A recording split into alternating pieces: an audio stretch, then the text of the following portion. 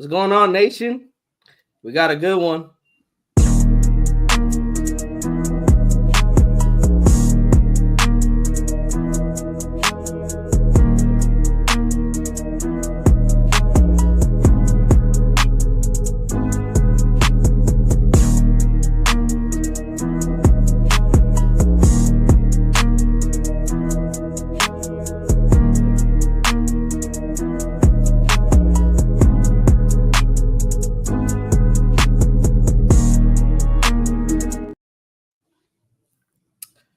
What's going on, Raider Nation?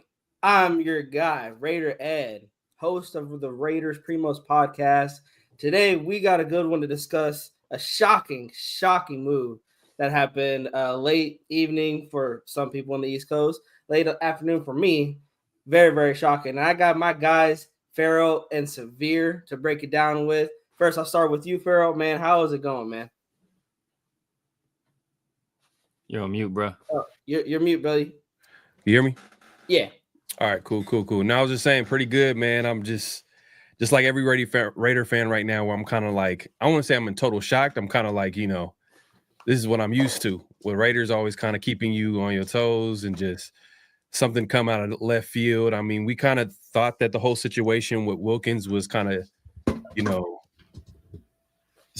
I don't want to say fishy, but it was just like, what's going on here? You know what I mean? They're not really committing to what the outcome of the situation is and all that. But yeah, we'll get into that conversation in a little bit, man. But I'm all good on my end, man. I can't complain.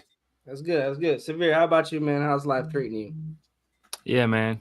Never a dull moment when you're covering the Raiders, man. Never a dull moment. Even when stuff is supposed to be being mundane and just supposed to be running the mill routine, start to train. Like everybody's ready to start training camp and ready to, hey, let's do our 53-man roster projections and all this stuff. And then the Raiders come right around and slap you in the face with some nonsense, man. So, yeah, well, man, let's salute the guy, Lee Kai, coming in the chat. Sup, Primos? Sup to you, Lee Kai.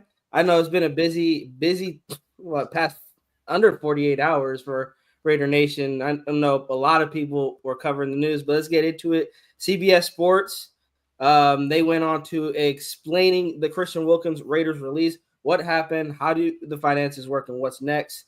And CBS basically said they went with the one promising partnership between the Las Vegas Raiders and defensive tackle Christian Wilkins came to an unhappy and abrupt end Thursday, with the team releasing Wilkins due to reported conscientious over his rehab from last year's season-ending foot injury.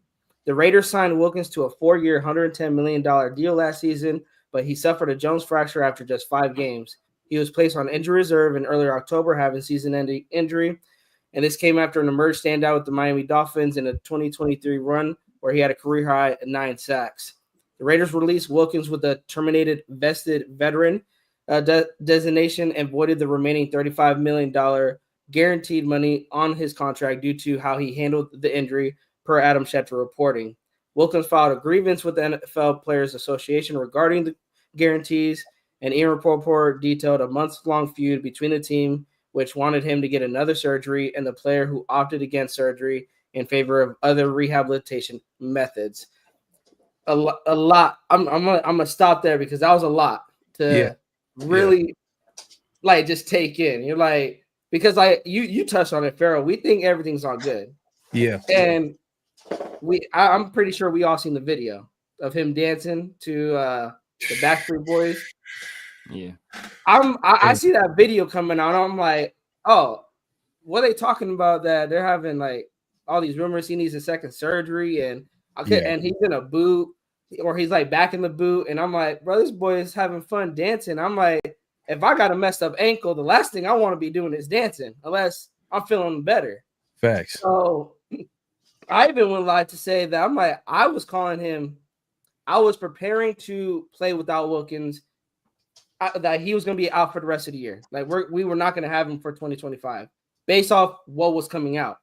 Yeah. I see that video and I'm like, okay, I'm going to have to backtrack a little bit here because he's looking like he might be ready for week 1 or he might come back at least week 5. Maybe he might just miss the first 4 games. Yeah. And then this comes out and you're like, okay, what was happening behind closed doors? Because none of this was making sense anymore. Right. Yeah. Farrell, I'll start with you, man. What was your thoughts, basically from start to finish, the Wilkins situation? I mean, for me though, like my first reaction was like, man, RIP. Like it's on my social media on X. RIP to the Raiders season. I mean, even before this happened, I was kind of like, the Raiders really aren't going to be much of a threat this season as far as being a playoff contender, just from on paper. But anything could happen. But with the Wilkins situation, obviously my experience being a Raider fan and with drama, and when things go left, they go all the way left. It just feels all too familiar. So I kind of like my first reaction was like, man, RIP to the Raider season. It's officially going to be a transitional year. And then, 2026, I feel like a good offseason. Maybe I feel like we have a good chance of contending for a playoff spot. That being said, as like more information came out, obviously the Raiders were pretty much not happy that Christian Wilkins didn't want to get that surgery. There's probably going to be even more information that's going to come out as time goes on, but it sounds like there's a lot that we don't know as far as what happened behind the scenes when it came to his rehab, and if what it feels like now, I feel like it's not the Raiders' fault. I feel like this is all on Christian Wilkins and him buying in to the Raiders, and I think this is now that I had some time to think about it, I think that Pete Carroll and Spy Tech are sending a message to Raider Nation, to that team, that locker room, that if you ain't bought in, then hey, forget about it, man. You kick rocks, go somewhere else with it. And it doesn't matter if you signed a big time deal a year prior. It doesn't matter, and it felt like with all the information that's coming out, it felt like the Raiders were kind of behind the scenes trying to manage the situation, trying to like convince, Christian Wilkins, trying to, because his injury is a 4 to 6 month injury. It's 10 months since almost a year since he got hurt. So if you look at it from that perspective, like from the Raiders' perspective, it's like, what's going on here? Okay, it shouldn't take this long. So let's try to see if we can manage and fix this situation. For whatever reason, Wilkins did not agree with that. And I know me and Severe, we talked about yesterday how, like, the Raiders kind of made it seem like it was all good. And when it comes to like, getting surgery and a doctor recommending that, because that's what the Raider team doctors were recommending, it's all about an opinion. And I'm sure that Wilkins got his second opinion. But you know what the solution is, though, which we didn't bring up, Severe? The solution is to get another opinion. That's not a Raider team doctor, and that's not Christian Wilkins' doctor. And I'm not sure if they did that already, but, I'm sure some time went on. They tried to, deal with Christian Wilkins. It seemed like, to be honest with you, and shout out to, Mitch Renz, man. Like he was like the first to really kind of break it down and say that, he needs to get that surgery. It sounds like Christian Wilkins wasn't bought in with the Raiders. He was bought into that, Las Vegas lifestyle, big guy, making all that money, and he was taking his sweet old time. And, in years past, I'll say this, in years past, the Raiders probably would have just let him slide, like let him take his time and get back and whatever. They would have been stuck with that contract. Exactly. But this regime, I'll give them credit. They're like, no, we're not doing that. You know what I mean? We're going to do it the right way. And if you don't want to do it the right way, then that's not the message that we want to send to this locker room, to this team. And yeah, man, I'm on the Raiders side when it comes to this whole situation. But I reserve the right to change my mind if there's some funny biz going on with the Raiders, but it doesn't seem like it right now, to be honest with you. I mean, given what they released after, I'm pretty sure everyone's seen it, but the Raiders tweeted shortly after the release. They said, "We have decided that it is in the best interest of the organization to move on from Christian Wilkins, and he has been informed of his release from the team. This franchise has a commitment to excellence on and off the field, with no clear path or plan for a future return to play from Christian. This transaction is necessary for the entire organization to move forward and prepare for the new season." And Pete Carroll basically came out today and he stood on business, and he said, he basically reiterated what they tweeted out. And with that being said, Severe, what is your thoughts on the whole Christian Wilkins situation? In regards to Christian Wilkins and the Raiders, my thoughts are Denny Green. And that's what the Raiders are doing. They are who we thought they were. And y'all about to let them off the hook. Y'all about to let them off the hook, man. Y'all about to let them off the hook, man. I have no issue. Look, if somebody's not bought in, or if somebody doesn't want to be there, or if you don't feel somebody's the right player for your team, then release them. The Raiders are well within their rights to cut whomever they want to, whenever they want to, for whatever reason they want to. But what you can't do is claim that somebody is not making a good faith effort toward rehabbing in order to try to take money back that they signed and you signed to with them as an organization and guaranteed to them because you don't want them anymore. That's not how it works. So if they want to cut him, I don't cut him, get rid of him. But for you to try to slander him and say, oh, he's not taking a rehab serious, when we have you on record saying he's in here morning and night, you working as hard as he can, and it's a tough road ahead. And then 2 weeks later, you pull his guarantees. 2 weeks after you make that statement, the math ain't mathing. And now all of a sudden that you cut him, because think about this, right? Christian Wilkins, first of all, he played in Miami. So I don't want to hear like, oh, he's living it up in the bit. Like Vegas ain't touching Miami in terms of nightlife or just terms of life in general. It's not. It's not. It ain't touching it. It's not touching it, bro. Like, I haven't been to Miami anytime. I'm just saying Vegas is made for adults. It's like an adults Disneyland. What do you think Miami is? For a lot of people. You know what I mean? For a lot of people. Yeah, but what do you think Miami? Or he was in Miami. One got Disney World, the other don't. He wasn't in. He was in Cleveland or like Green Bay. He was in Miami. Right. You don't leave Miami and come to Vegas like, oh my God, all this debauchery. Like he was in Miami, so it's like not like some crazy scenario, you know. Right. So, but yet and still, like all this other stuff that's coming out, all this ancillary stuff that's coming out all of a sudden. Why wasn't this addressed with the team suspending him or fining him? Perfect example. We talk about the surprising moves. The two most surprising moves were the Khalil. I think Farrell's top two were the Khalil Mack, but you said number one was Antonio Brown, right? That was number one. Right before the season. What happened with Antonio Brown after he got into it with Mike Mayock? What did the Raiders do? They fined him. Yeah. Right. They fined him. And then he had to come up and apologize to the team the very next day. And that's just for having an altercation with the GM. So if there's this crazy, wild incident that nobody can talk about, then we just can't discuss it because we can't believe this happened, then you should have fined him right then and there. Right then and there. It should have been a fine.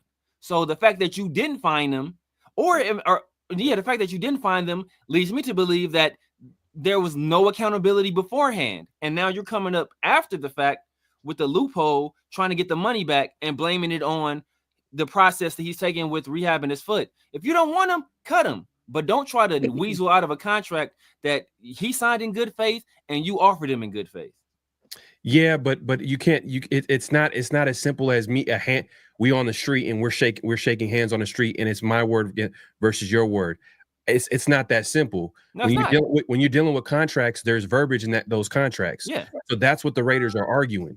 So if you look at some of the things that that were brought up in the statement, because I think you were pulling that up, one of the things that was stated, even reiterated today with Pete Carroll, was we didn't agree or we didn't know what the plan was for him to come back, meaning that he wasn't getting surgery. So we don't know what this guy is doing out here.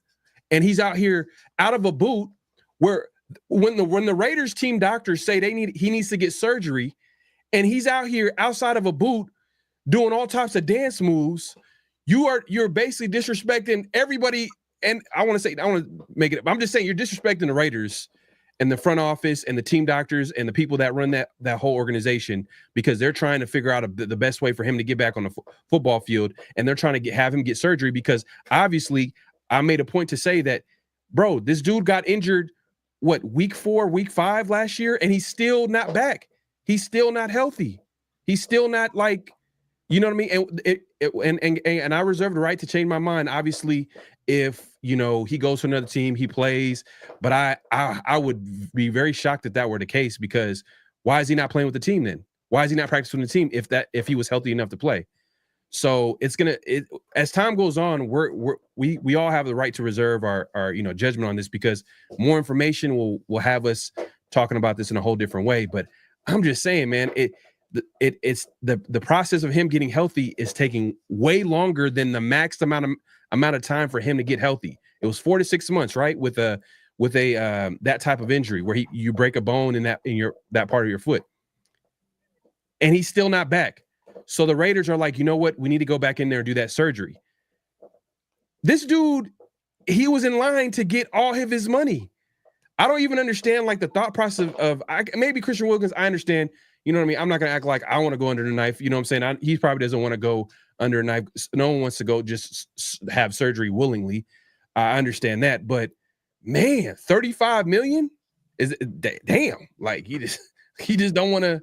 And it's going to be on. It's I just in my opinion, I just think that there's more information that's out there that we haven't had yet, and I think that the Raiders have that. And yeah, look at this, bro. Like, come on, man. If they want, and that's the main argument here is a severe. You're talking about more so to honor the contract, and they signed him in good faith. But if they're trying their hardest to manage the situation behind the scenes, trying to get him to have surgery because they understand that, they're trying to get him on the football field to reap the benefits of that contract and that talent that he has, he's been gifted. You know what I mean? Like, but if he's out here not opting for surgery when their doctors are saying so, and he's dancing on camera in the facility, it's like, man, at this point, it's like, and there's probably more stuff. I'm sure there's more stuff. I don't think it's just this. They got more cameras around that facility. Yeah, I'm just saying. I think there's more things that we don't know. That's what I'm kind of like also leaning towards, and that's what I'm like. You know what? I think I wouldn't look if the Raiders are going after $35 million. They better have something. They better have something. They don't have to. But that's what I was talking, by the way. It could just be.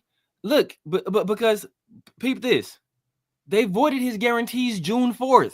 Mm-hmm. So that was months or a month and some change before this video even came out.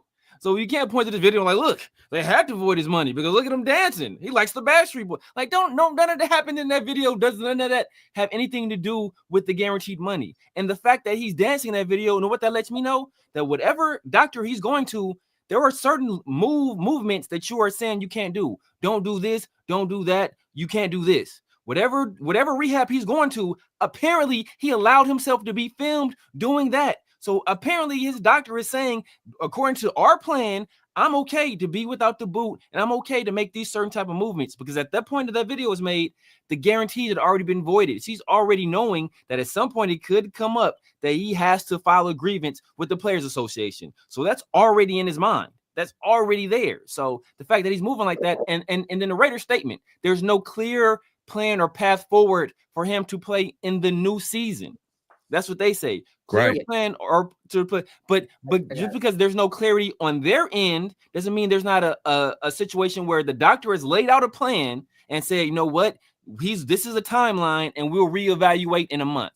They can say, oh, that's not clear enough for us. That's not clear enough for us. So whenever you're dealing with subjective statements, you have this is legalese. So there's a whole bunch of loopholes and like little tricky language they like to use in order to weasel or weave a narrative that they want to create, because no clear path. Like, clear is a very subjective word, because what's clear to me might not be clear to you. If I tell you I'm going to rehab diligently and my doctor is going to reevaluate me in 3 weeks and we'll see what I can do going after that, the regulars might say, no, that's not clear enough. We need a concrete timeline of when you will be back with the team. So they can put that statement out there, and that statement is still true. And on my end, I'm saying I'm doing everything I can to get back, and I'm rehabbing diligently, and my statement is still true. So you have to be careful with these statements. Like, I'm not taking the team statement for a team that just cut a guy and is trying to snatch $35 million from him. Like, of course they're going to put out the stuff that benefits them because they know that they're going to have to. And this is a statement written by lawyers, clear 100% written by lawyers, or somebody in somebody in personnel, HR, something like that. They crafted this statement to be clear but opaque at the same time. Right. They don't want to put anything in there that can be potentially used against them. So nothing they said in that statement is false, but there's a whole bunch of nuance and a whole bunch of stuff that's not clear either. That statement, like you talking about clarity, that statement is not clear and it's done so purposely because they know they can't make certain assertions in that statement because if it do, it can come back to bite them once arbitration comes around. Yeah. Carroll's statement today, I mean, to your point, Severe, even Carroll's statement today, we took a long time to make our decision. We watched our way through the whole thing. We're keeping it really clear with what we said. I think there was no clear path to his return, and so we just had to move on. We have extremely high expectations. I don't even know any other way to think. I don't care for what year or team it is. It doesn't matter to me. You're either going for it or you're not. We are going for it, and these guys are on board. They get it. But it seems like you were saying, this was going on for quite a while. So why did it take so long on the Raiders' end to be like, okay, we're just going to cut him? Well, because it had to be towards the contract. We have to think it's about the contract. You don't, like we said earlier, we don't want to get stuck to a guy that's not going to be available to us. Your best ability is availability. Yeah. And with no timetable to his return, I mean, the Raiders had to think, we have to get out of this contract to set the Raiders up what's best in the future. Because at the end of the day, it's not about a player, it's about the team. It's about the organization. We don't know what's gonna be 4 years from now. Like, we thought Khalil Mack would be a lifetime Raider. We thought Josh Jacobs would be a lifetime Raider. We don't know what happens in a player's life. But for the organization, it's either continuous winning or what the Raiders has been for the past 25 years, which is constant losing. And I think the regime is trying to turn that around and letting the players know. I mean, since we've moved to Vegas since Oakland, commitment to excellence has not been the Raiders standard at all in that organization. And I think Pete Carroll and Spytek are trying to do that. And unfortunately, Wilkins is on the other end of the stick on that. Yeah. You have to set a new culture. I believe, especially because what are the Raiders known for? The Raiders are known for, people call them the retirement home, where, hey, just go get a bag, set yourself up, and you'll be good. Like, they're trying to change that narrative here. Yeah. And you know what? And this is why you don't build through free agency. Yep. You know, that's why it's very tough to do it. It's very rare for a blue chip player to be available in free agency. Very rare. Yeah. Most likely they're going to be franchised. The team is going to find every way to keep that player. They're not going to let them slide until they're pretty much approaching the end of their prime, or, you know, they're past their prime, or whatever the case may be. And to your point about, you know, this taking longer than expected, I think the Raiders behind the scene were trying to manage the situation. I think they were trying to, you know, I don't think, because it doesn't make any sense. It doesn't make any sense for them to just do this out the blue because they wanted to. I think they wanted, I'm sure they value the player in Christian Wilkins. They feel like he's a talented player. This is a more of them not agreeing with what he is choosing to do to rehab an injury that should have been healed, and they're trying to manage the situation by getting this surgery, by relying on their doctors. Obviously, they are their doctors, right? But I'm sure they've been there. A lot of time has gone by for them to like go back and forth to make a decision on this. And, you know, like, you know, Pete Carroll said today, he was like, you know, take it. I mean, you can take it for whatever it's worth. He said it was a long, tough decision. Like, they had to, but they made the decision that's best for the team. And it just feels like, you know what, I'm not, you can make a point. And just by looking at the way the offseason went with the Raiders, and I said this yesterday, Severe, I said that, you know, Spytek and Pete Carroll have really kind of moved on from previous Raiders. From if you want to think about the free agents, outside of like Max and maybe Adam Butler, maybe like are the only guys that really came back where they, I mean, meaning that they re-signed Palomar, you know what I mean? But very, very modest contract. Adam Butler, pretty modest contract. Nothing too crazy, nothing that would break the bank. Palomar was tendered, nothing too crazy.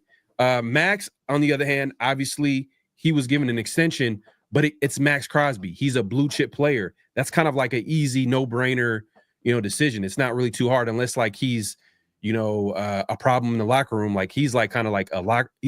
If Max is bought into your whatever you're trying to build, it's a great, it's great to have that on your side. And I think Pete Carroll made the right decision as well as Spytek.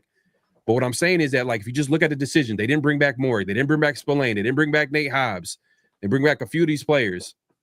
They haven't signed Cole Miller to an extension. They haven't signed Jacoby Myers to an extension. So they're not really, they're taking their time on some of these players and bringing them back.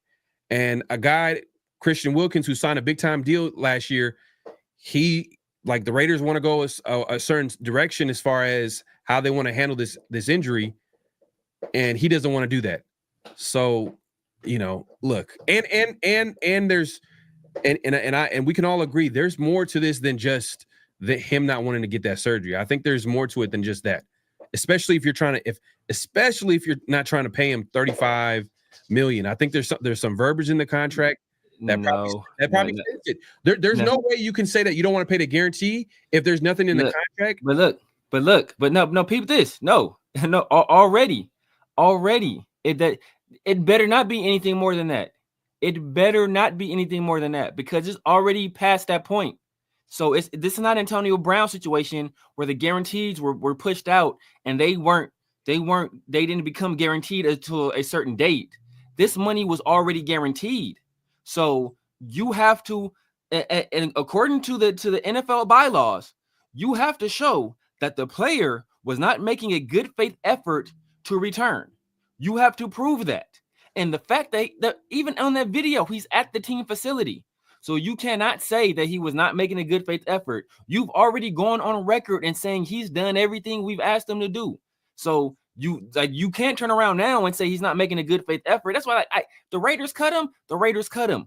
Fine, I don't care. But don't cut him and then try to take back money that's owed to him. That's bad business. That makes us look bad as a franchise, because you guaranteed this dude this money.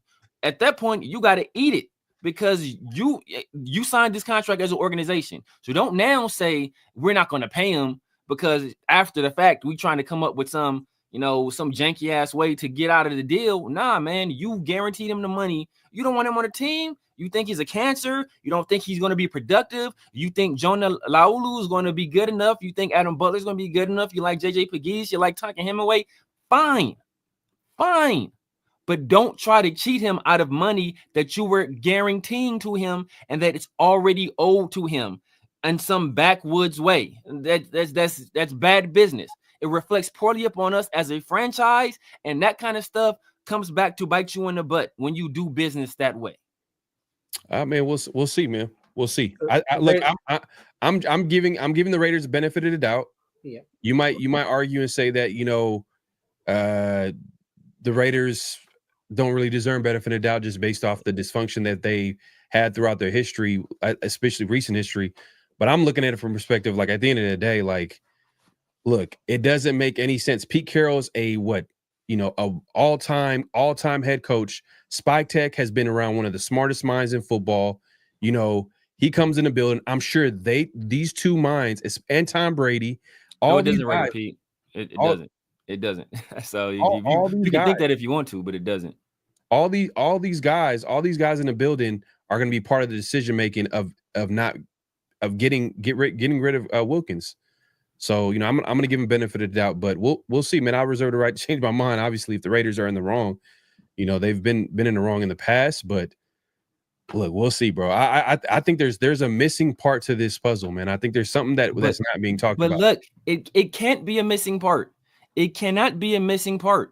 Unless the only missing part it could be is if you can prove that he was not rehabbing at all. He was not, because the way they cut him, It had to be that he was not making a good faith effort to return. And the burden of the proof is on the Raiders.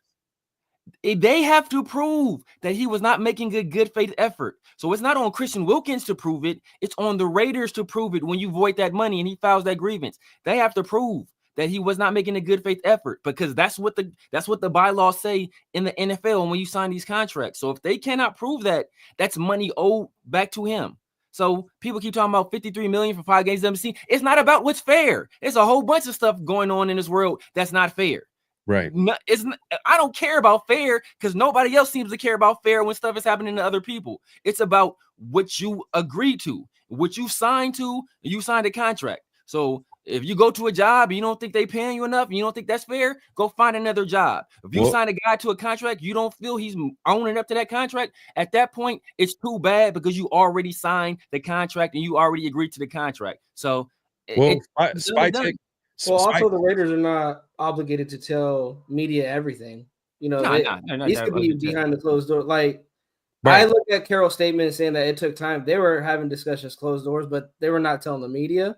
Right. We're not going to let. They probably knew something about Christian Wilkins. Maybe, like you were saying, is there some knowledge? Do they have proof? Is there proof that's going to come out that they knew he was not taking his rehabilitation seriously?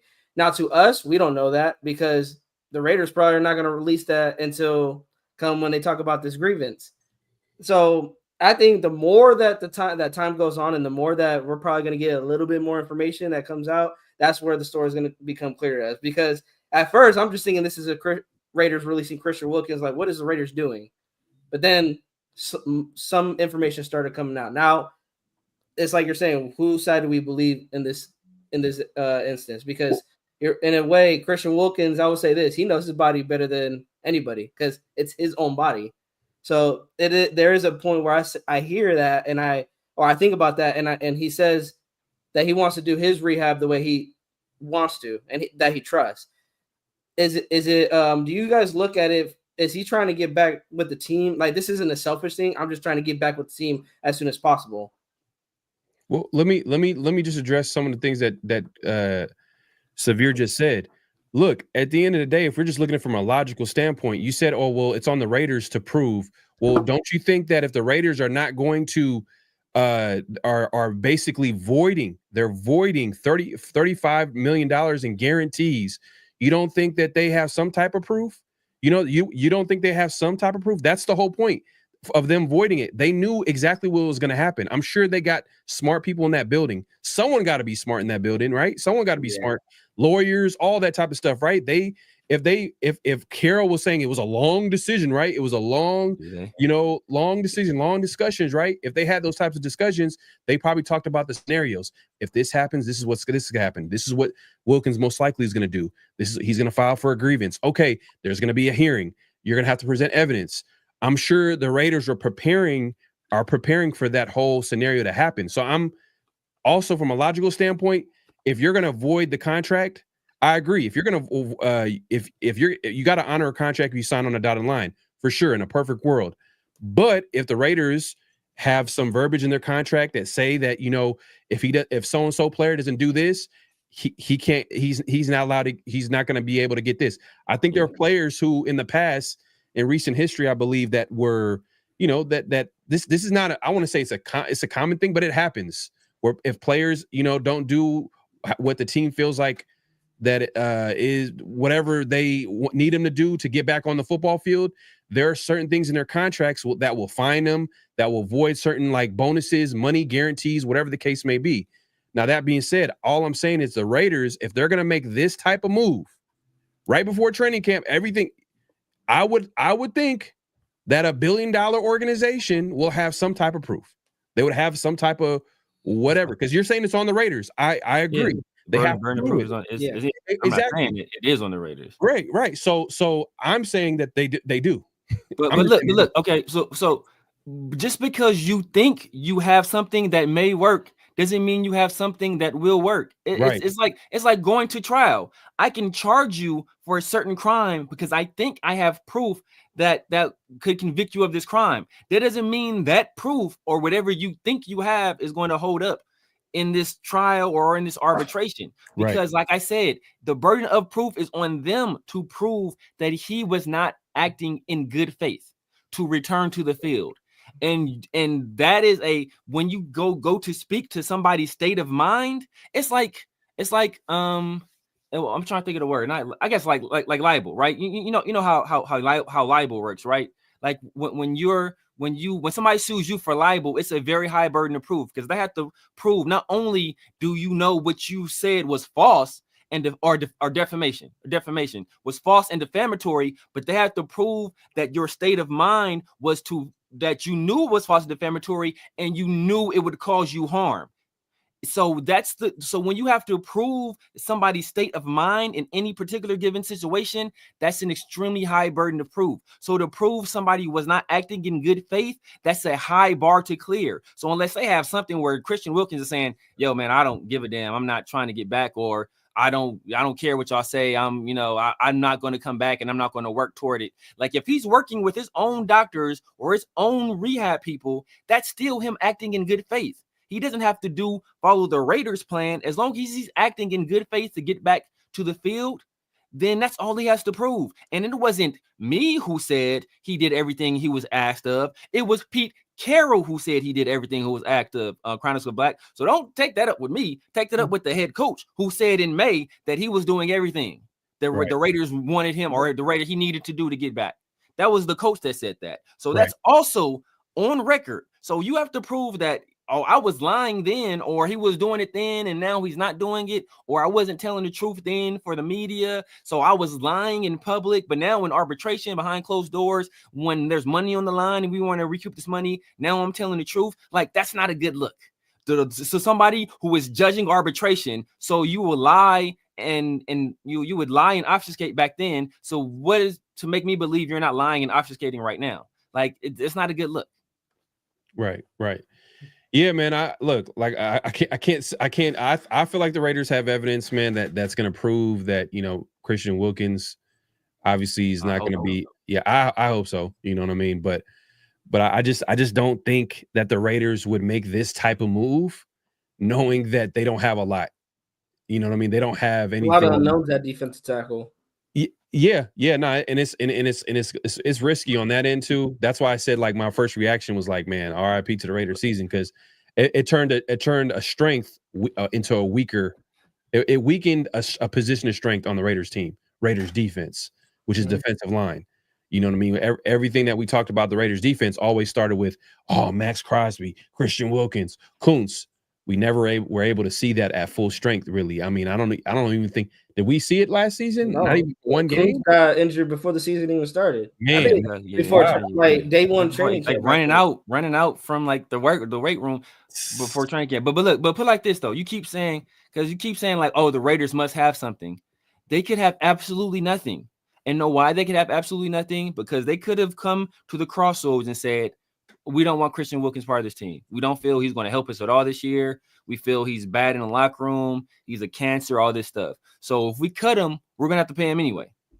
Or we can try to say that it was for this reason and take it to arbitration. And that way we could lose. It could be very likely that we lose, but there's a chance that we win too.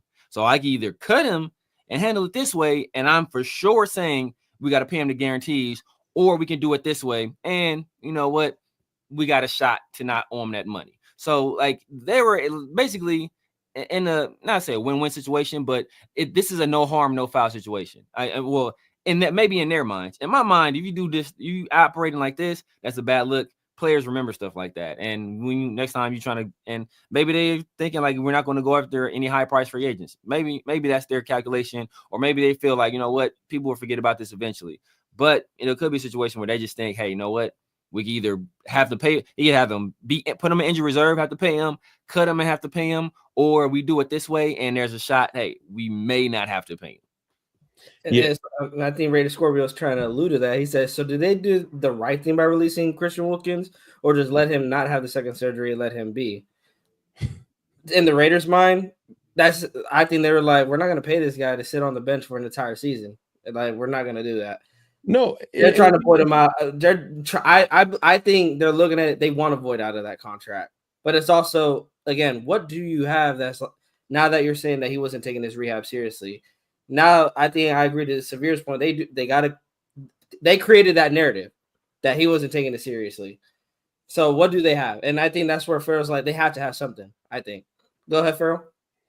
No, I was just saying that, like Christian Wilkins, I mean, he didn't want to have this. He didn't want to have this second surgery. But if he did have the second surgery, there was a high chance. I mean, check out The Athletic. They had like a doctor who breaks down like injuries. I think he broke down Tyree Wilson's injury, coming into the NFL with the Raiders. And he pretty much broke it down exactly how everything was supposed to play out, or how everything played out. And we just didn't know officially from the team until basically yesterday.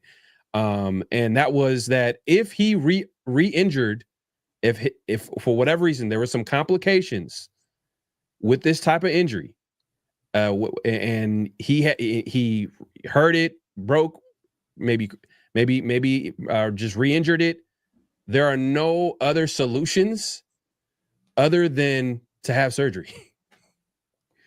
So all you're doing when you don't have surgery, you're just pushing, you're like literally like you're wasting time. You're wasting a whole bunch of time. So even if he and the thing is that, and then the way the injury set up is like 4 to 6 months. So technically speaking, like he would have missed the majority of the NFL season if we're being honest too. The exact date he injured his ankle was October 6th of last year. And it's about to be a full year. Like it would have been a full year if he missed, I believe, the first 4 games. If they went into October and he's still like not back, it's like you look at that and you're like, man, you've been gone for a full year. Because I assume he gets injured that day and the next day he's getting surgery on that ankle. So then that starts the recovery time of like the 4 to 6 months period.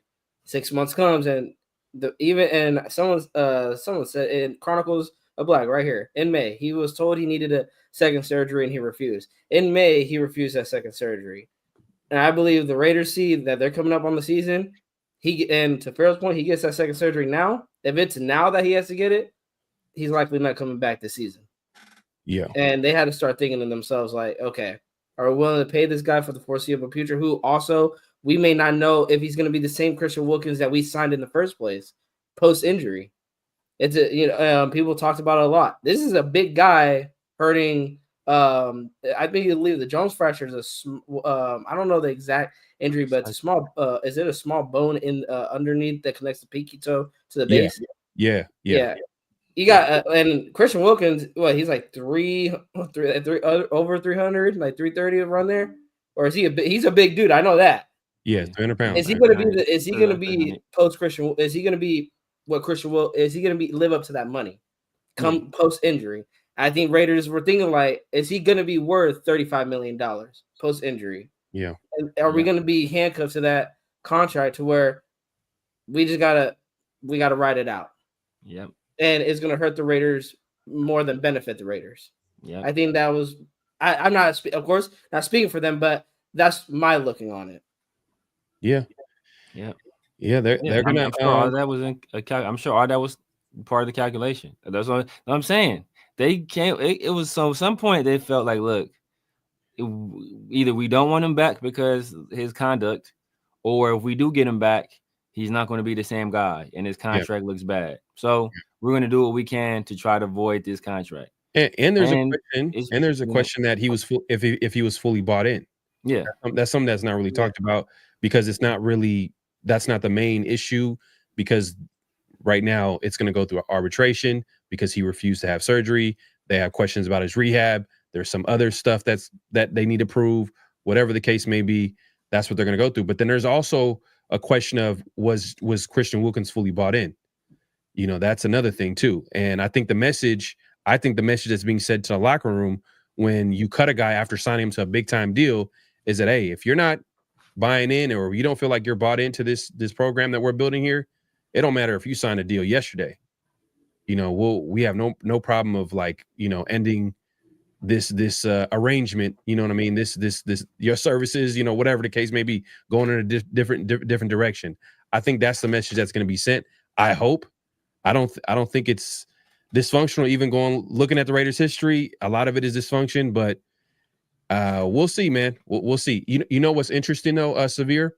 I know yesterday we talked about like how long was this going to take for them to figure out. I just heard Ian Rappaport talk about it's going to take a couple years. Wow. I'm like 2 years. Yeah. So The because Raider Scorpio is like I'm trying to highlight it. He said just give him some guaranteed money, close the chapter, move on with no distractions. Wish it was that easy, but I mean, look, if if the Raiders wanted to do that, there could have been a way to operate under that, and you know what, you guys leave amicably. But this is the route they chose. So obviously, like I said, either they feel they have a strong case, or they feel that either way we're gonna have to pay them. So let's just let's just do it this way. At least there's an opportunity that he doesn't present a plausible case, or he does something between now and then that shows that hey, we were in the right. So it's a shot in the dark. Sometimes hey, you miss 100% of the shots you don't take. So yeah. they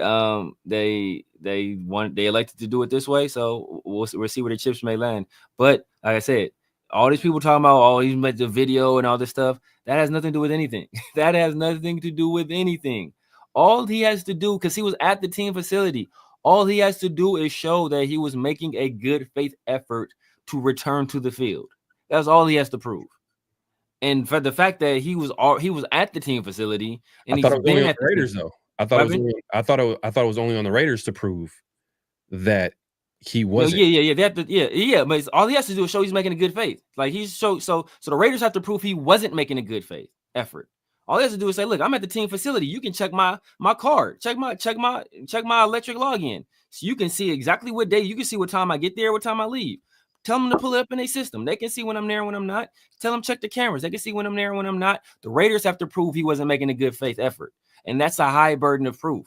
All he has to do is show, hey, I'm making a good faith effort. I'm here at the facility. You can check my doctor. You can check this. Then that automatically flips to the Raiders saying, hey, we have to, at that point, they have to show he's not making a good faith effort for this, and this. And they have to prove that it's not a good faith effort, not in our opinion. They have to show, this is literally not a good faith effort to return.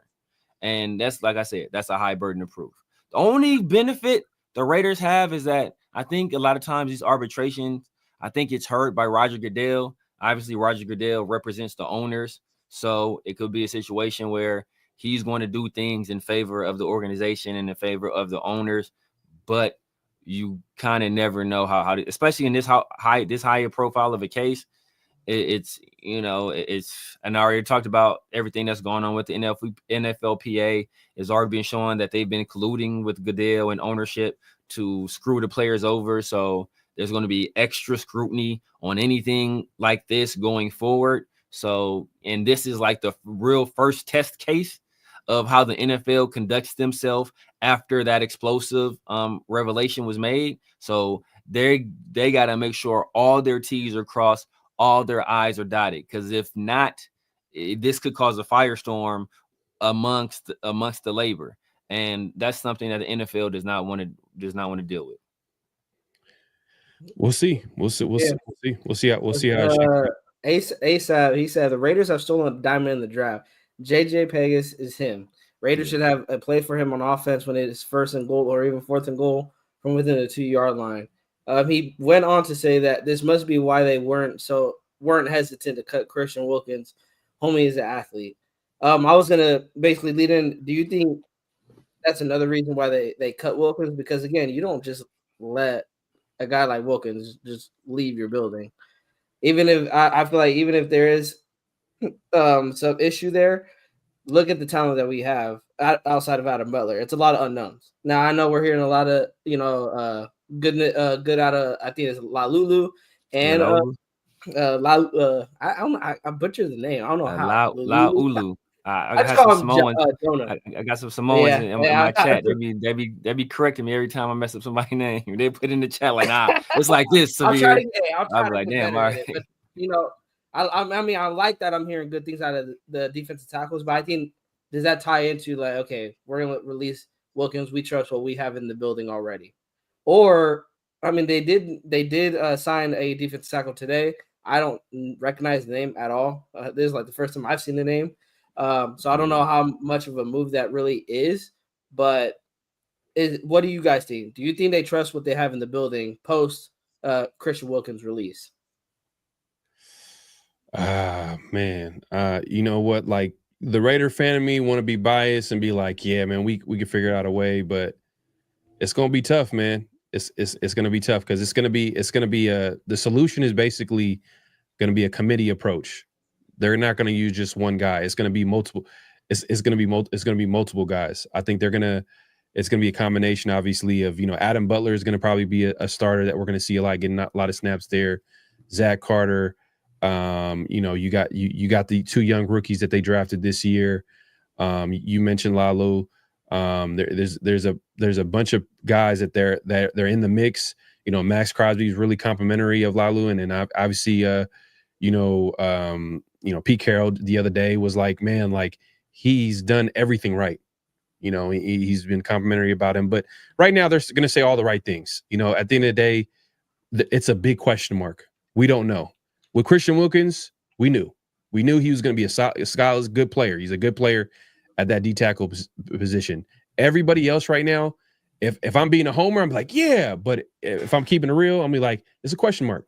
Yeah. But what's not, what's kind of become not a question mark, kinda, is that linebacker. I know that's a little bit getting off topic, but I feel like the Raiders found a creative way to like address the linebacker position, but that's a whole different conversation. But still a question mark, but it's still a question mark. But but before the offseason and even like even after the draft, it was like, damn, like what? Looking rough. It was looking rough. And now I kind of like, I like the Jamal Adams, at linebacker. Yeah. I like Landon Roberts, and then you add Jermaine Pratt, and then you add some of the other guys are coming off the bench. Now you don't Severe. You could rest easy now because Devin White is not going to be. Doesn't look like he's going to be the pencil in starter at linebacker, or he might be. Well, the way they were saying it was that he was Bergs, or the Bergs. You know what I mean? So I know you were Berg, Lindenberg, I don't mind. It's the other Berg. the other Berg. Yeah.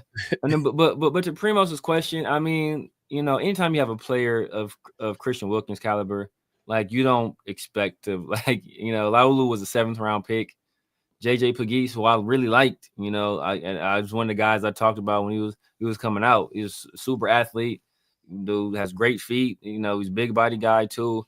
Great movement skills for somebody his size. Like I liked him a lot. Tonka Hemingway, I wasn't as much of a fan of, but hey, he's a high motor guy, super high effort. Those guys usually they're high floor guys. He may not be a high ceiling guy, but when you play with that kind of effort and you and that kind of motor, like your floor is generally high. If Tyree had half of that floor, he'd be a very good player. I mean, half of that motor, he'd be a very good player. So, but like that can't like that does that factor into your like decision to release a guy like Wilkins? What's behind him?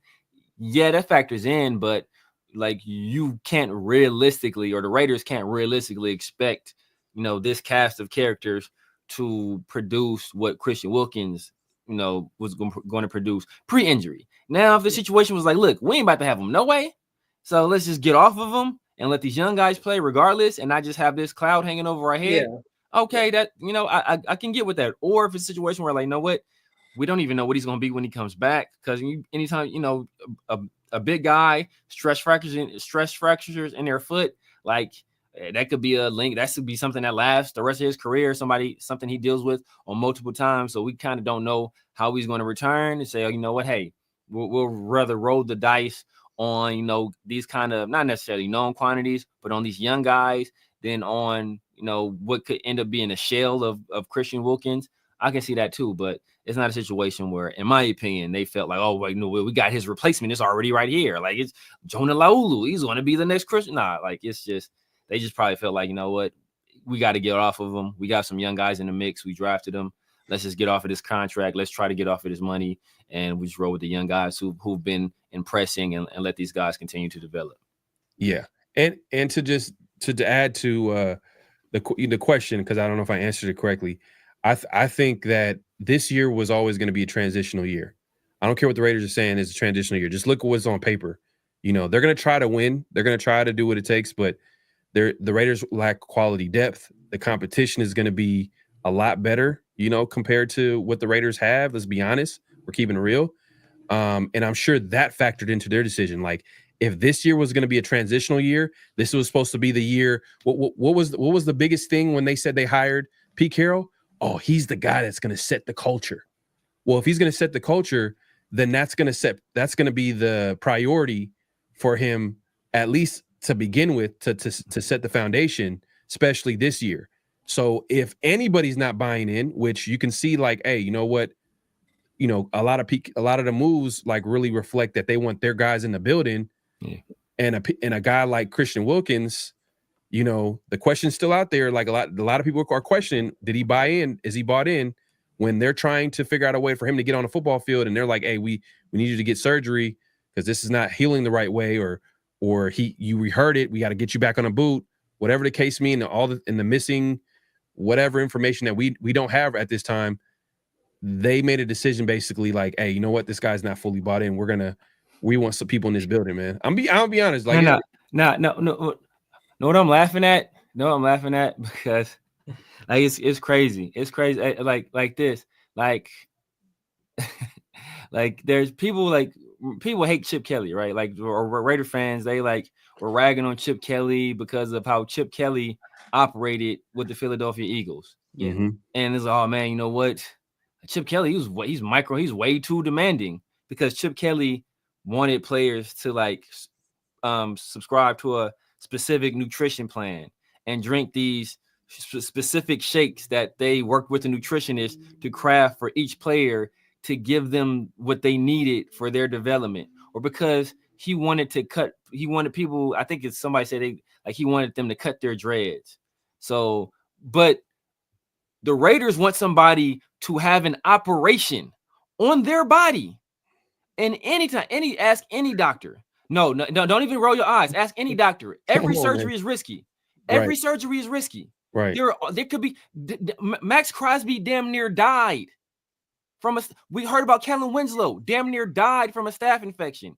Every surgery is risky. So we're okay with the Raiders trying to mandate a surgery on somebody, but not okay with Chip Kelly saying, I want you to eat this diet and drink this shake, or I want you to cut your hair. Like that's beyond the realm of plausibility, but we're okay with making somebody have surgery. Well, it's a different situation. You can't. It's not different. It's different because the Eagles are way more talented than the Raiders. The Eagles were a more talented team, a team that people expected. You're trying to that don't matter. You can't remove content. You can't. No, it's either you talked about buying in. You're either bought in and you do what the organization wants you to do, right? Or you're not bought in. But what did I also say though? This is a transitional year. This is a year where they're building the culture. So if you're talking about building the culture, right? Building the culture. Chip Kelly wasn't a new coach. You said what? Chip Kelly wasn't a new coach. No, they didn't have a losing record the year before Chip Kelly got there. That's why Andy Reid got fired. But he had existing players though. He had that was a talented roster. LaShawn McCoy, Deshaun Jackson, Christian Wilkins isn't an existing player. You said say that again. Christian Wilkins is not an existing player that was carried over from the previous regime. Yeah, but he's hurt. He's not on the roster. But my point is that we're okay with mandating him to do something that the team wants him to do for culture. But we're not okay with Chip Kelly. See, we can't have it both ways. You can't compare it. You can't compare. Yes, you can compare it. You can't compare it. We're saying the guy's not bought in because he didn't want to have surgery. No, bro. So I can say a guy's not bought in because he's not cutting his hair, or he's not doing the nutritional plan I want him to do. They're not walking up to someone saying that they need to do surgery. It's based off like a matter of fact, according to their doctors. So he has another doctor that says different. So if their doctors are saying according to their opinion, their professional opinion, which they have an oath. What don't they have? Doctors have a certain oath, a Hippocratic oath. But that's to do no harm. So like that's irrelevant. A Hippocratic oath means if somebody is dying, I have to help them. I don't care if they're a murderer or a rapist, or if they're dying. It's my job as a physician to provide life-saving care or to provide care for this person to get them as healthy as possible. So there are different avenues to do that. There are people who don't believe in certain type of medicines. There's certain people that don't believe in certain type of surgeries, or they won't tell a person to do this, take this particular medication, or to do this particular type of rehab because it's healthy. Like that, all that still falls under the umbrella of providing care to the person. So just because the Raiders doctors say you need surgery doesn't mean that's the end all be all, because you can find several other doctors that say. So my point is that so you can't say the guy's not bought in because he's not doing what the team doctor is saying if he's still rehabbing. But that's why I said there's more to it. I keep saying it though, but you're not accepting it. I keep saying there's more to it than just this. There's more to it than just this. Yes. Part of it, a big part of it probably is that they have an idea of what they not have. They have a plan for him to recover, and that includes surgery based off what their doctor said. This is what their doctor said. They're going to lean towards what their doctors are recommending, because these are their doctors. These are the same doctors that when Jimmy G was about to sign his deal there and they gave him a physical, they're like, nah, there's something up here. There's something going on here. You got to have surgery before we can sign you to before we can introduce you to the media and you sign your contract. You need to have this. You need to have this surgery. If he refused, I'm sure that deal would never have happened. If you remember when there was an offensive lineman, that was before he signed it. Well, that was before he signed his contract, right? Exactly. But my point is that I'm giving you an example of when the Raiders organization That's a different situation. are going to use but I'm just saying, I'm giving you an example of the Raiders using their doctors to help them make the best decision for the organization. They're going to figure out, like, okay, they're going to lean on someone who's obviously an expert in their field. In this case, it's a doctor that they work with. Now, you made a point by saying that, doctors are it's their professional opinion. Obviously, Christian Wilkins can go to his own doctor and come back with a different opinion. But what's the solution to that? They can easily find a doctor that's not associated with Christian Wilkins or the Raiders and, figure out what the best course of action is, just to figure out the situation. Now, I don't know if that happened. See, that's the thing. That's why I keep saying that there's a lot that we don't know. Yes. A lot that we don't know. So I can't keep talking about this, saying that this is a matter of fact, but I know that. But the difference between the Jimmy G situation, which is I see why you brought that up. In that situation, the Raiders had all of the leverage because Jimmy G wasn't under contract. So they were dangling a contract over his head. And then after they found that, they amended the contract. Remember, we changed the terms of the deal because of that foot situation. So that's a completely different situation because the Raiders had all the leverage. In this situation, the Raiders owed Christian Wilkins money. It wasn't Christian Wilkins trying to get money. It was the Raiders already owing him this money because he's already signed the deal. So the leverage was on Christian Wilkins' side, not on the Raiders' side. I didn't bring that up to talk about leverage. I brought that up because the Raiders lean on their doctors to help them to make a good decision for the franchise or to help them determine what the player needs best. That's the point. That's the reason why I brought that up. Yeah, I can give you another example. I brought up leverage. I brought up leverage because you said Jimmy G had the surgery. Jimmy G had the surgery because in that situation, he didn't have leverage. So he can say, no, I'm going to rehab it. And the Raiders say, okay, well, then we're not going to sign you to this contract. It's different. It's like, that's why I'm saying it's a different situation because he had to kind of conform and comply because he wanted to sign that deal. And they still amended the deal, but he still wanted that money because there wasn't really no other starting quarterback jobs that were open. So it's a different situation because Christian Wilkins is already under contract. So he can say, you know what? I don't want to do that. I want to rehab. And then the Raiders have to prove that he's not doing all that the best he can or making a good faith effort, not even doing the best he can, making a good faith effort. That doesn't even include doing the best you can. It's just making a good faith effort to eventually get to the field. See, my question is also in this whole situation is rehab an option? Because remember when I was talking about the doctor that was on, he was breaking down the injury of what are the options when these types of complications happen, where you get off the boot, there's some soreness, he get on the boot. Now, if he gets on the boot, if it's just some soreness and they're doing it for precautionary reasons, okay, that's one thing. But if there's soreness because it didn't heal properly or there was a re-injury, then what are the options? And based off what a doctor that is not associated with the Raiders, who's an expert in his field in his own right, was saying, it's only surgery. But that's also a doctor that hadn't examined Christian Wilkins. That's my question. What I'm trying to say is like, Yeah. what were the options? Was this Christian Wilkins kind of saying like, oh, I'll get, I'll get better. You know what I mean? I just needed to heal.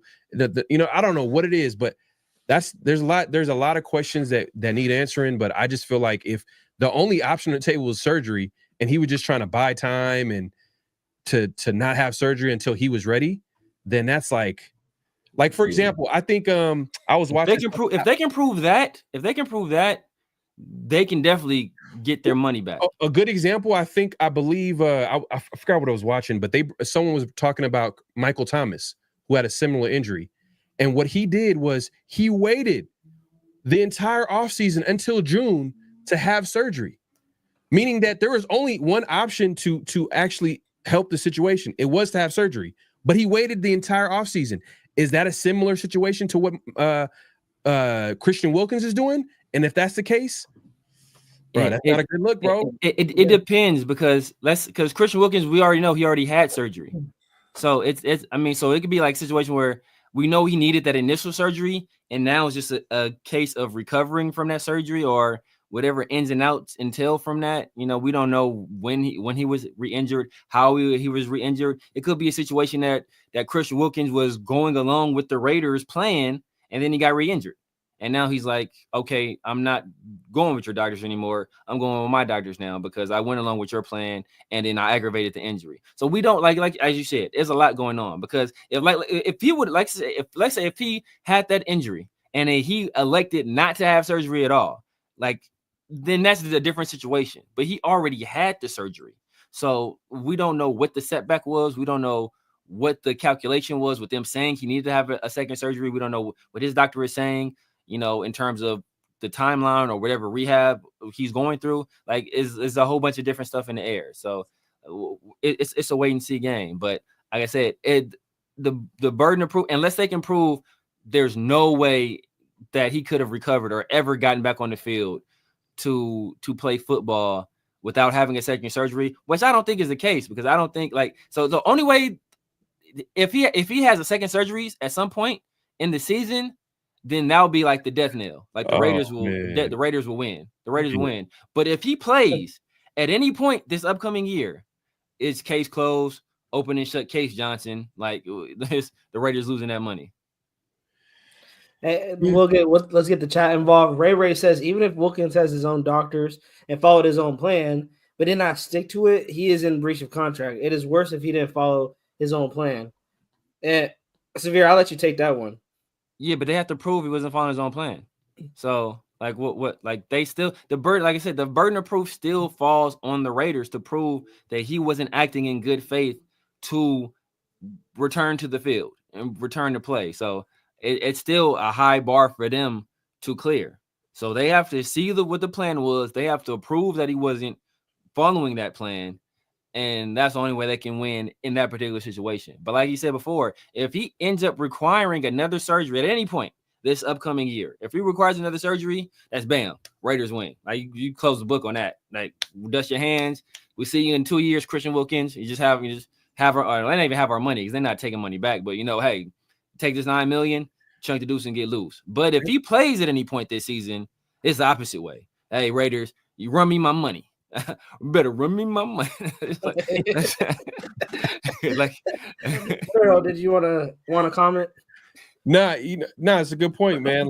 That's going to be interesting too, because I've heard that there are some teams that are interested. I think Patriots. I think the Patriots, Eagles. The head coach came out and was like, "Yeah, we've talked about Christian Wilkins.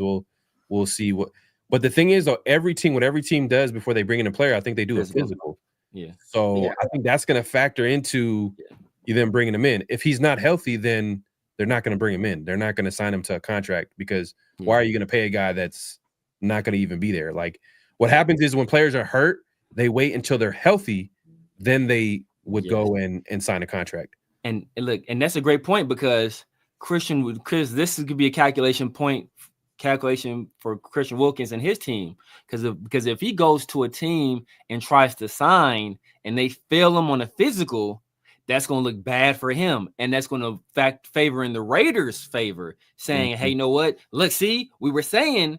And now this team, he tried to sign him, and they said he's not fit to play. Like, bam, that's look right there, NFL. It's still like it's in their favor, but they still have to show he wasn't making a good faith effort to get back to the field. But that's something else in their favor, saying, look, we tried to tell them this is the plan we laid out, and bam, this another team saying the same thing. So that could be a calculation where he might wait and to sign or wait till he's sure that he's going to pass the physical before he tries to latch on to another team. Yeah. Taino says Raider said about the surgery, but it has to be more than that. We can't handle the truth, but it will come out later. I mean, I agree. I think there's all points. You both have amazing points, by the way. I want to say that. Thank you for it's like I think I see someone. It's like, oh, it's an episode like First Take. I was like, oh, hey, that's a compliment. But, there's got to be more to the story. I think Wilkins is not going to file this grievance for no reason. He's not. So not only I think it's about getting his money, but it's also because I was maybe there's a point he has a defense to where I was trying to get back to 100%, trying to get back onto the football field. Maybe it wasn't like to Severe's point. Maybe it wasn't the way the Raiders, wanted it to be, but it was the way I wanted it to be, and I was actually like acting in good faith, like Severe, you were saying, to get him back onto the football field. So what we're gonna both sides are gonna, I believe they're gonna bring out more, and that's why they're gonna handle it. They're gonna handle it in court. Milo says that video of him out there dancing is what did it. Do you guys believe that? Because I don't know. They voided it on June 4th. They voided the contract on June 4th. Exactly. So this is something that, like I said, they've been dealing with behind the scenes.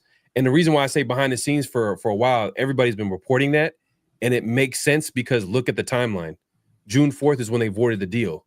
It's just that he filed the grievance, which obviously everybody's aware of, and then once that happened, the Raiders went ahead and released him. No, what I'm interested in, and we'll probably have to do it behind the scenes, or if somebody in the chat can do it. Because remember, he was at the team facility working out early on, right? And he was walking around. Everybody was saying he was walking around. He was moving well. He was moving without the boot, just fine. And then at some point, he showed back up with the boot. When did that happen? Because if it was a point in time where, like, after June 4th, he showed up with the boot, that could be a situation where he messed up. He knew he messed up. The Raiders voided the money, and now he's like, damn, let me put this boot back on. Make sure I'm wearing this boot now to try to cover up, like, oh, nah, man, I'm doing what I'm supposed to do type deal. So I'd be interested in, when, like, how that timeline, how that transpired. Another thing is that, just because he filed the grievance doesn't necessarily mean he knows he has the Raiders dead to right. Just like I said with the Raiders, it could be a shot in the dark where, you know what, they are going to have to pay him anyway, so they might as well try to recoup that money. It could be a situation with him where, hey, you know what, if I don't file this grievance, I'm definitely going to lose this money, so I'm going to file this grievance. I can know I'm going to lose or, what have you, but I'm going to take the chance anyway. So that deal works both ways. Like, just because he filed it, they don't know for sure they have anything, and it could be a situation where he doesn't have anything. But at least at that point, there's an opportunity for you to win. And he didn't file the grievance right away. He had 50 days from June 4th to file the grievance. Yesterday was the last day. Yeah, yesterday was the last day. So it could be like, hey, man, this is too much money where I got to sit here and not, I'm not going to allow this to happen. So I'm sure that he's going to go through that, see what happens. And to Severe's point, the Raiders could be doing they can be doing the same thing as well. They're like, hey, look, we're not going to have this player, so we might as well try to see if we can recoup any of the money from this contract. And I'm sure, Mark Davis has something to say about that right there, because it's his money. Yeah, for sure. And a little bit of Tom Brady's and a couple other guys in the building. When are they going to spread it to us, Richard Seaman wrote a sticky note. When we going to get a piece of that? Man, for real, man. Raider Scorpio says, the bottom line is we really don't know what happened behind the scenes. It's a done deal. Now going forward, can they win without him? I think they can. It's to be determined, because we got a lot of now question marks at the defensive tackle position. Adam Butler, outside of Adam Butler, yes, we're hearing high praise in practice, from a bunch of guys that I believe. What's good also that I pointed this out on Waste's channel that Spytech brought in a lot of guys that have chip on the shoulders, and that's a lot. That's good. Sometimes good to have, especially at the defensive tackle position. Look how the narrative is probably going to be spin. Christian Wilkins is no longer there. Defensive tackle position now is a weak spot on the Raiders defense. They're going to take a lot of pride in that. So I'm hoping for the best, but if I don't see the best out there, I mean, I don't know if I'll be disappointed knowing that I wish it would have been Wilkins, but Raiders can never have a smooth offseason. Ray says, following up, if it is his own plan, his doctor would have to submit all documentation, including missed appointments and non-compliance of said plan. Again, that's stuff that we don't know. Yeah. How many times he didn't show up, if he did show up or not. There's a lot of things that we don't know about. Raider Dez, wasn't Wilkins being goofy in the weight room video? Yeah. And it was funny because that video made people another report come out, and it was Wilkins is out of the boot. And I don't know the exact date, but it was like 4 weeks ago that the second report came that he was in a boot, which was 4 weeks ago. And then that video comes out, and that's the only time the report that Wilkins is out of the boot. Yeah. So I guess people seen the video and they're like, "Oh, he's off the boot now." Okay. Yeah, I seen the video. I was like, "Oh, I guess he's good." Well, yeah, I was thinking the same thing. Everybody was thinking the same thing. Well, but you see how like you see how there's that missing puzzle which is happening behind the scenes that we didn't know until yesterday, or at least partly yesterday. Is that like the Raiders behind the scenes was like, "Hey, they're going through it." Yeah. Christian Wilkins and the Raiders were butting heads as far as how to move forward with this injury and how to get back on the football field. So yeah, facts. Oh, Isaiah's right here. Tashawn said Wilkins was in a boot on June 24th, so about a month ago. Okay, so that's kind of a long time after the voyage thing. And Mondo said on June 4th they did it because of his failure to maintain his physical level to play. That was a reason to show up. I wanted to get your guys' thoughts on that because I've been hearing a lot of play that Tyree's now moving on the inside. I heard he had a good day at practice today. How do you guys? I mean, this is the make or break year for Tyree Wilson.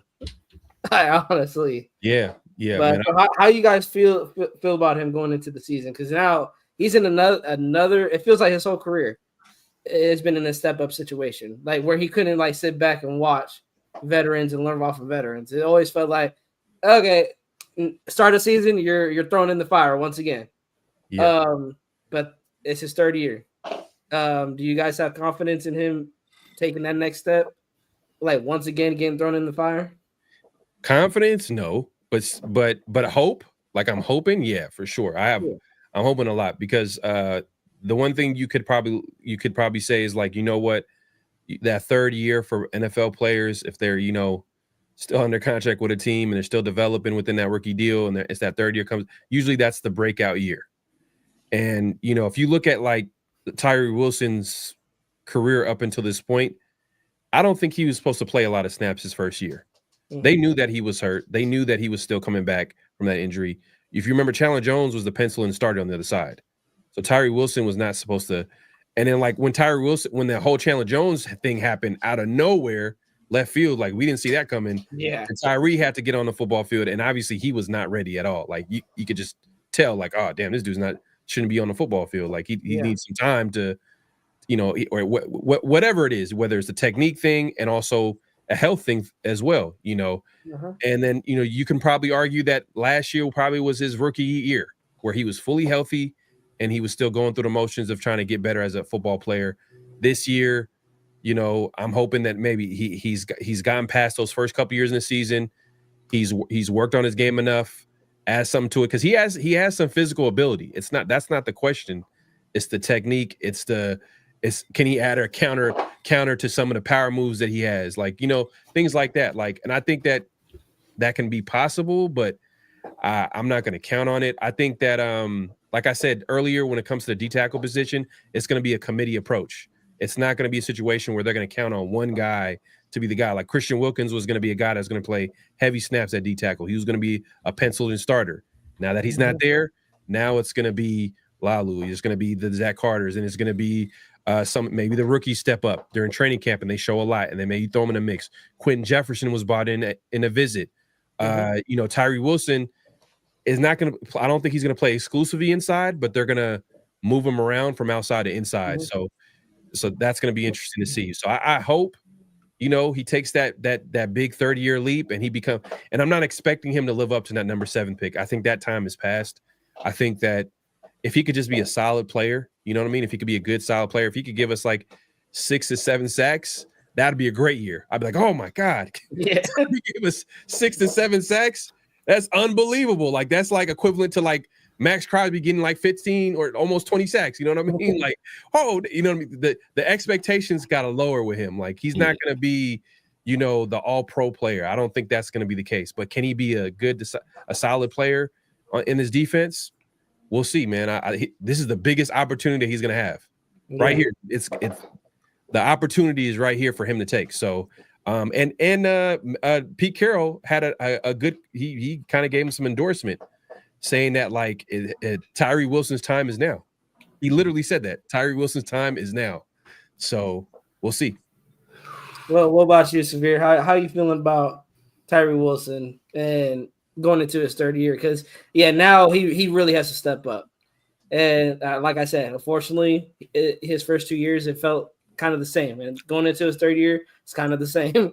Now he has to step up because we're losing an important piece on the defensive line. How you feel about him going into his third year, though? Yeah, Lad McConkey. Not Lad McConkey. Tripping. Ricky Pearsall. Ricky Pearsall. Oh, wait, where we're going with this? Ricky Pearsall got shot in his effing chest before the season and still produced more as a rookie than Tyree has in 2 years as a pro. I don't want to hear no more excuses for this dude. It's like, do I hope he does well? Of course I hope he goes well. He's on my team, so I want him to do well. I'm not counting on him or expecting him to do anything at all. If you guys didn't watch my other show, I do with my guy my guy 805 and Chris, we break down the film. And every play that Tyree's on the field, it's an adventure. Because you don't know what you're going to get. Usually it's something bad. Usually it's Tyree getting stonewalled and his feet stopping. And if he gets blocked, he just stands there. Like that's what you get like 95% of the time. And then I think last year he had 4.5 sacks. Like 2 of those sacks was him being unblocked. The other 2 of those sacks was on stunts where Adam Butler was the pick man and he looped around. So basically he was unblocked because he was coming on the stunt. And the other one was like a half sack on a coverage play, right? So like that, those are his 4.5 sacks. Like it's nothing to be impressed about. He has not really made any strides. And for as physically gifted as he is, Tyree doesn't have it here and he doesn't have it here. Like you can have all the gifts in the world, but you don't have it in those 2 places. It don't matter. Max is not the most physically gifted player in the world, but Max has the mindset and he has the heart. And he's not going to let anybody outwork him on any particular play. And he's not satisfied being blocked. Tyree is okay being blocked. And when you have that guy as your top 10 pick, or you have that guy on your edge, that's not going to work. And we talk about Tyree in the run game. Yeah, Tyree he's good in the run game because he sets a good edge because he's just there. He's just in the way.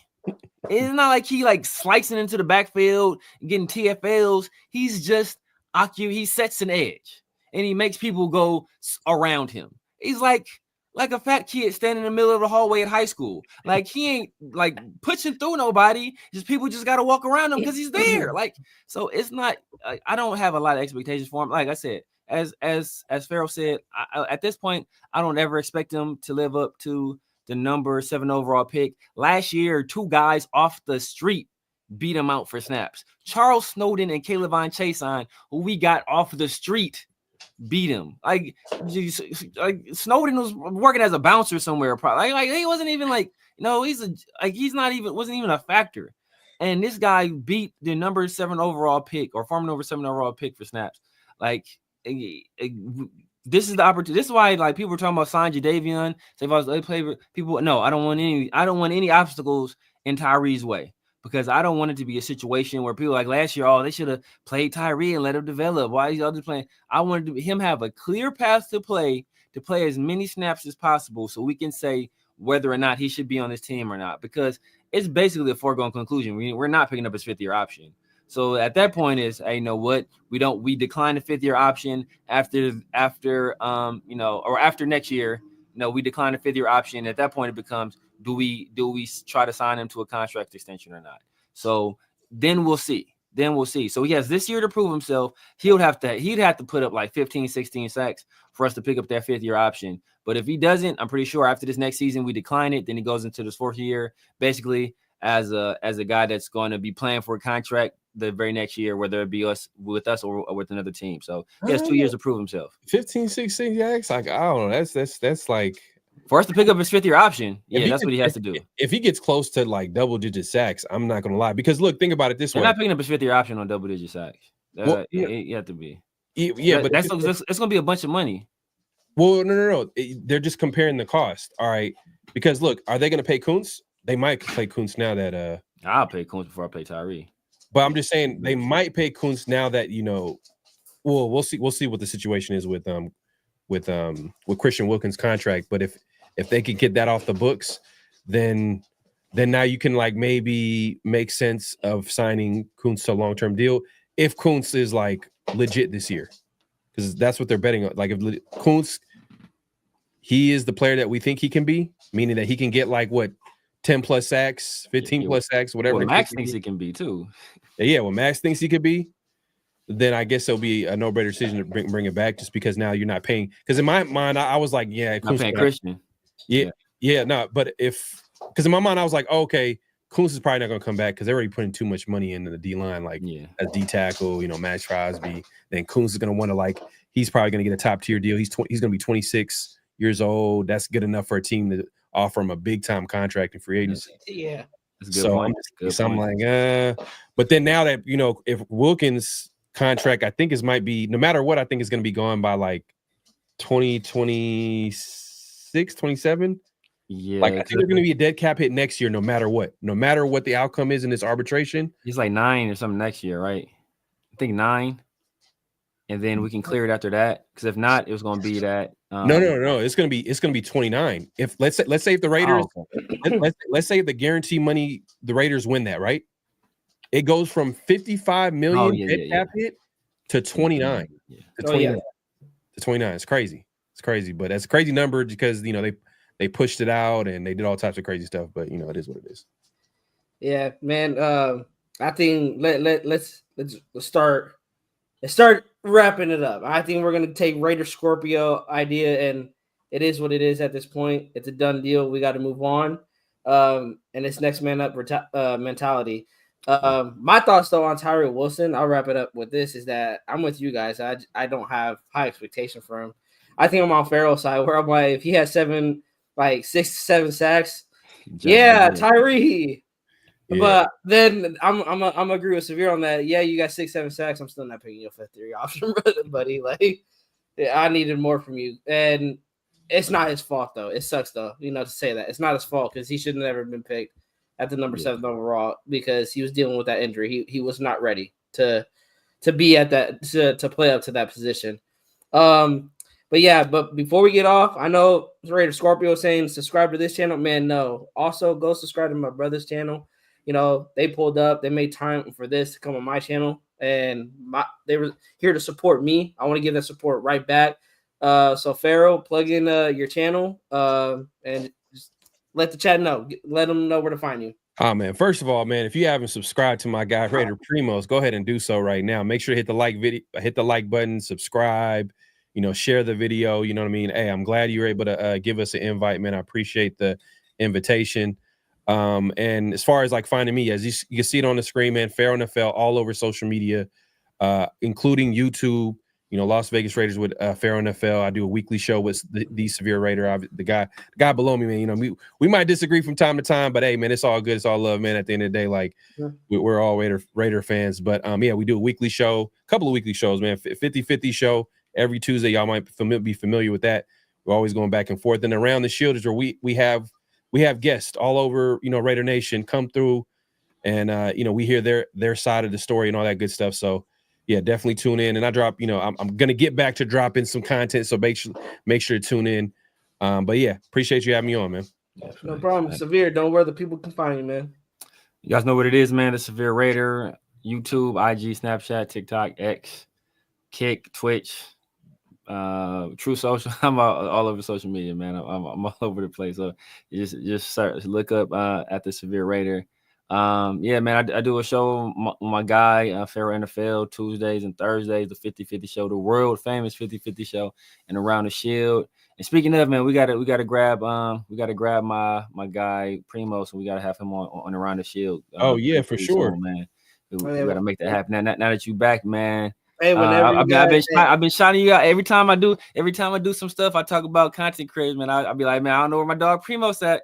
Whenever he coming back, man, y'all gotta make sure y'all check him out, at the YouTube. I looked at like the last time I went live, that was 7 months, and I'm just glad my work schedule actually worked out. I worked an earlier shift, which is kind of a B, but it works out because now I have more time to plug in some more shows. Okay. Before I would get home super late, and I'm like, man, like I'm beat, like. I'm going to sleep at like midnight. It was just not one. It wasn't healthy for me to go to sleep that late, to wake up early. I'm just glad that God has a way, and He made a way to come back, do these shows. And bro, we are nothing without the nation. Can I just say that? Yeah. Because I was gone for 7 months and I lost like 2 subscribers. The nation did not forget about me at all. They stuck it through. I got to give my support to them, man. I got to thank everyone that just stuck with me through it. But yeah, we back, man. Send that link over. I would love to join you guys on Around the Shield. Yes, sir. Yeah, we're gonna make that happen soon, man. Appreciate it. And yeah, Raider Scorpio. It's like I think it's a tradition over here. At the end, I always scream Raiders. If you guys want to join, you guys can join. But yeah, we're gonna edit here with Raiders.